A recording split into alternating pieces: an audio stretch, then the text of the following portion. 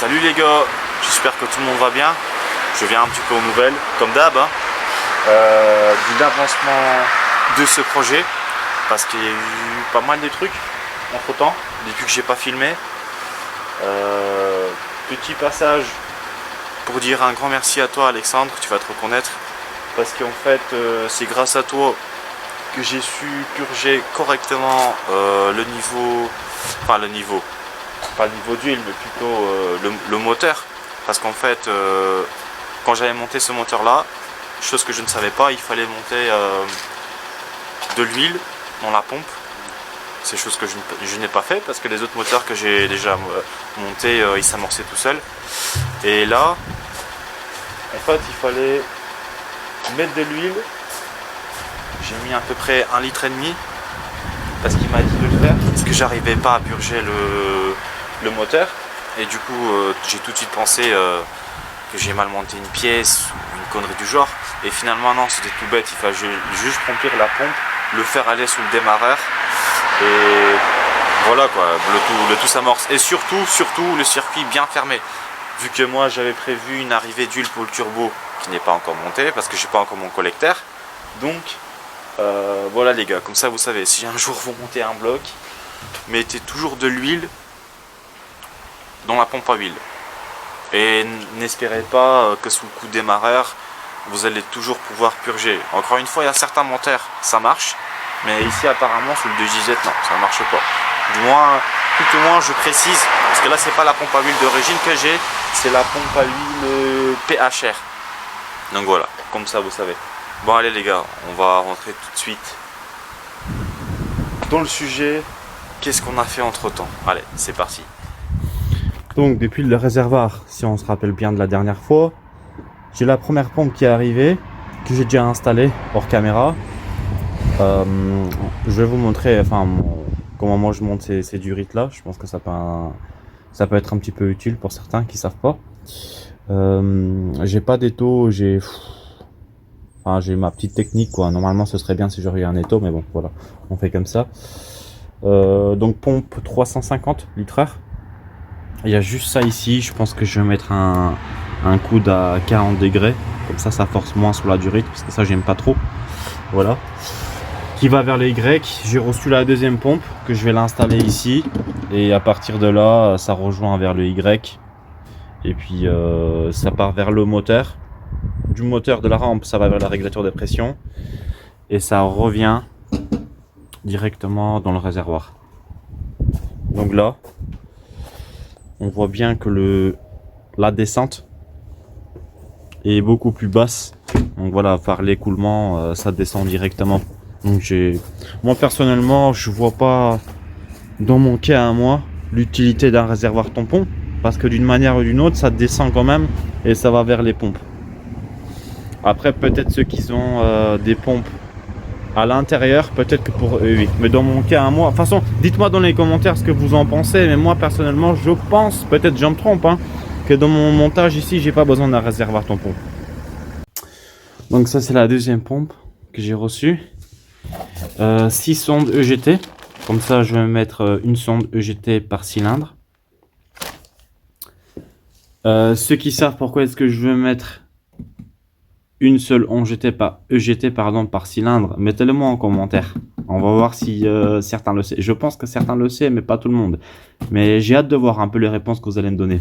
Pourquoi je mets une seule sonde EGT par cylindre et pas plutôt, donc vu que c'est un 6 cylindres il y aura 6 et pas plutôt une sonde EGT pour tout le moteur, à votre avis? Dites-moi ce que vous en pensez, j'ai hâte de voir un peu dans les commentaires ce que vous allez me dire. Ensuite, alors j'ai pris ces short shifter.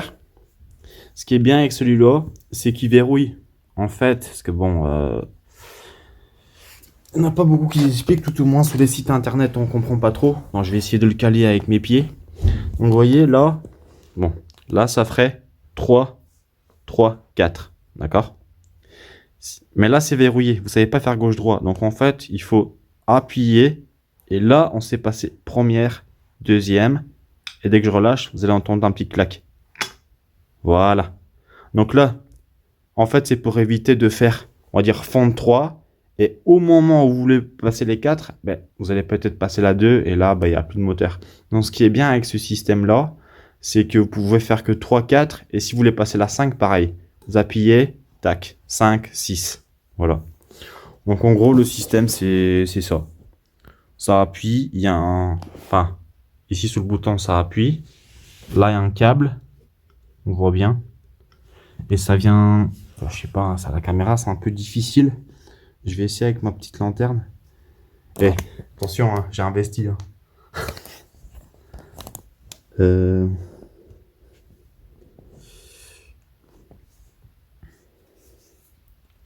sais pas si on arrive à voir. Ouais, en gros, c'est ça. Quand j'appuie. Donc voilà quoi. Et ça va sur toutes les boîtes BM. Toutes les boîtes mécaniques. En tout cas, pas mal. J'aime bien. Après le prix, ouais, c'est un peu cher. Il était à 400 €. Ici, avec les fêtes de fin d'année, etc., je l'ai eu à 359. Ça coûte un peu d'argent, c'est vrai. Mais je pense que ça vaut le coup plutôt que de flinguer un moteur. Vous imaginez, vous êtes en fond de 3, vous voulez passer la 4 et vous passez la 2. Ouais, ouais, ça ne laisse pas indifférent, hein. Ça ne laisse pas indifférent. Voir un petit peu comment est-ce que ça tombe. Ça c'est la partie de la E60 BMW 530 E60 d'origine. Forcément elle est trop longue. Donc ici ce qu'on va faire, je vais aller en dessous de la voiture, présenter, mettre ça sur la boîte, voir comment ça tombe.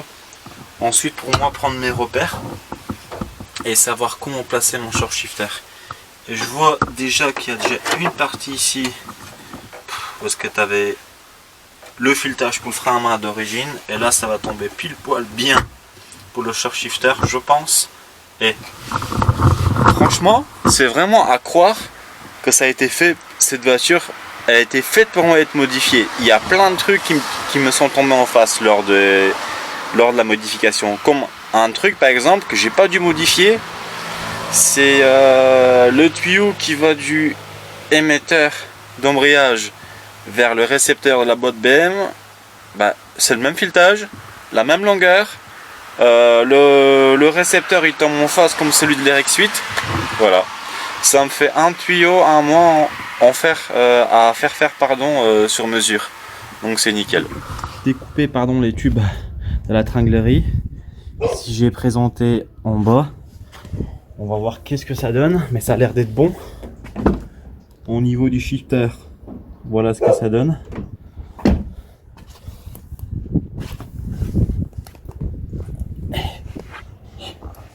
Et voilà, quand on est en bas, voilà ce que ça donne. Donc ça va, c'est bien tombé. Ici j'ai juste mis des points de soudure. Donc bon, ici il y aura le trou à boucher ici. Mais j'ai juste mis encore une fois des points de soudure, c'est juste pour tester. Là ça tombe bien. Donc maintenant je vais faire un cordon de soudure. Mes soudures sont pas ouf. Je soude au fil fourré. J'ai pas de semi-automatique, ni de TIG, ni de rien de tout ça. Donc c'est vraiment au moins cher que je fais. Voilà, bon les soudures sont pas propres. Et ça fait l'affaire. J'ai mis de l'anti-rouille. Et voilà ce que ça donne.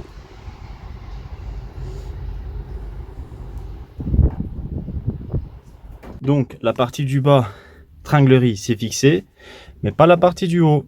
Je vous explique. En fait, ne venez jamais fixer ça en premier et la partie du bas en deuxième. Parce qu'en fait, vous compliquez les choses. Vaut mieux présenter à peu près le shifter, comment est-ce qu'il doit se présenter dans l'habitacle. Ensuite, il faut découper la tringlerie et la ressouder. Après, regardez, là ce qui est bien, le fait qu'on n'a pas fixé la partie du haut, regardez. Quand je bouge, le levier il bouge. C'est vraiment pour moi ajuster à quel endroit je vais percer et pour que j'ai bien parce que là la boîte elle est en neutre. Donc il faut qu'au niveau du levier, je fixe de telle manière, regardez. Si j'aurais par exemple percé là, ben là si je pousse, c'est comme si j'aurais été en quatrième. ça aurait été pas bon. Trop en avant, pareil, ça aurait pas été bon. Donc là, je peux jouer en avant, en arrière, parce qu'en bas c'est fixé, et en fonction de comment ça tombe en neutre, là je sais, par exemple, j'ai de quoi marquer. Là je vais marquer les trous, je vais percer, fixer, vis, écrou, et voilà, le tour est joué. C'est beaucoup plus simple. Je vous dis ça les gars parce qu'il y en a beaucoup en fait qui font à l'envers.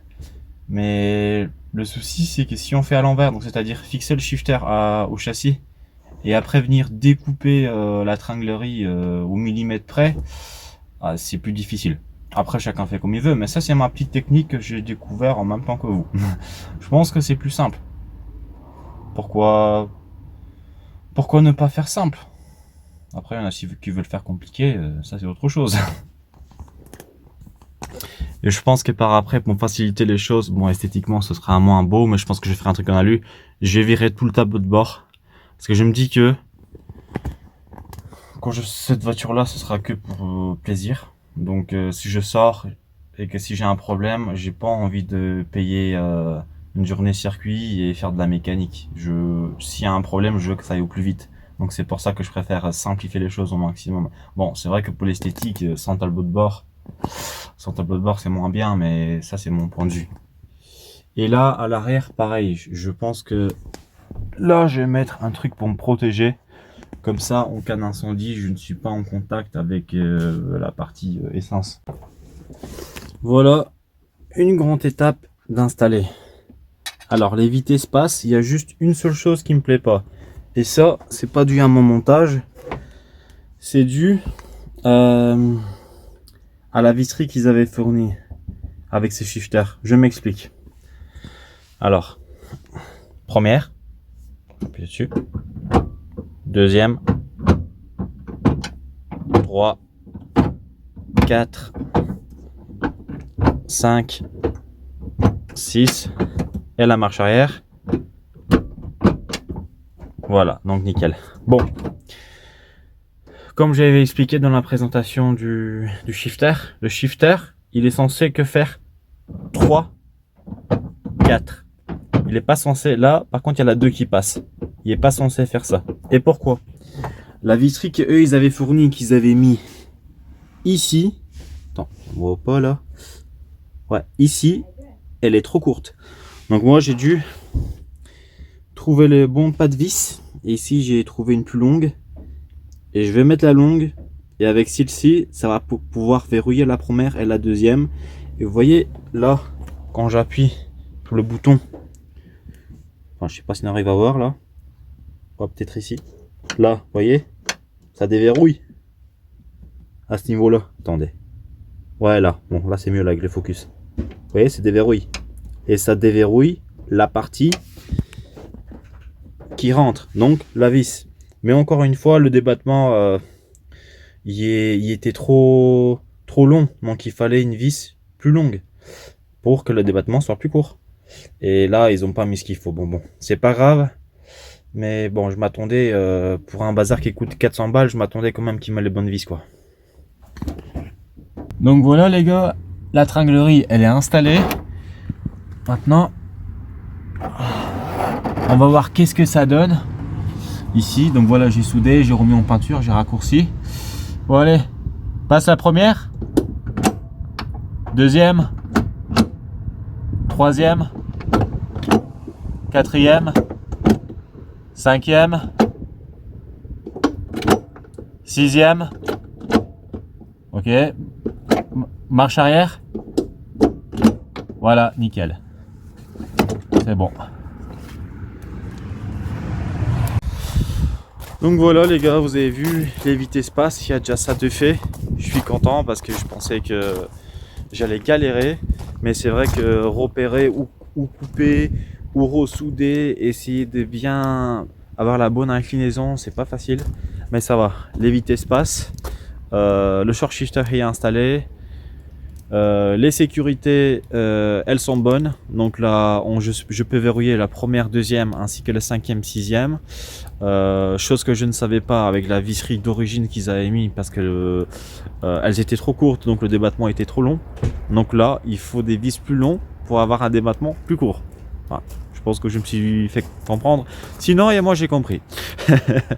Donc voilà les gars. Y a quoi d'autre? J'aurais bien voulu faire aussi le circuit d'essence aujourd'hui. L'autre partie, la deuxième pompe, mais j'ai pas le temps. Et surtout avec ce beau temps. Donc c'est pas ouf. Qu'est-ce que je pourrais dire d'autre? À la prochaine les gars. Et prenez soin de vous. Ciao.